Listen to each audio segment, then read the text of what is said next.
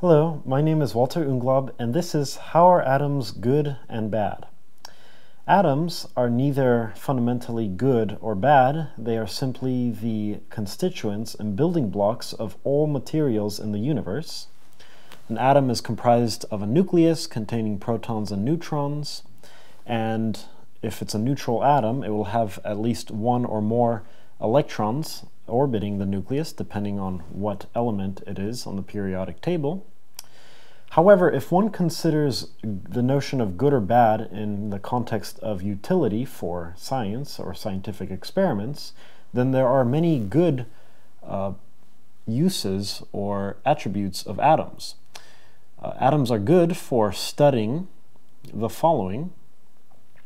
If one wants to study spectral lines, meaning the wavelength of light emitted from the de-excitation of electronic excitations in atoms, which allow one to study and predict the masses of stars and other objects in space, then atoms are very good for that.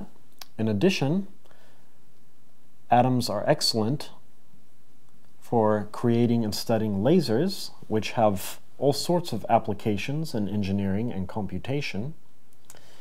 And a third example would be plasma physics.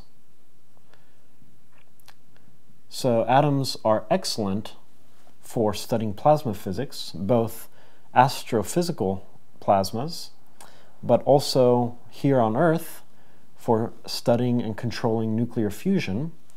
One needs to understand atomic physics to understand plasma physics.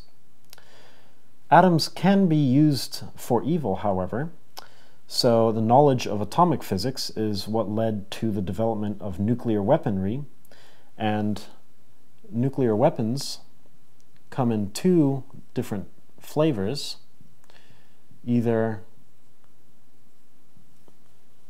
nuclear bombs that use fission, or fusion bombs, such as hydrogen bombs, where hydrogen is fused to create enormous pressure to induce fission, and this yields a much greater energy.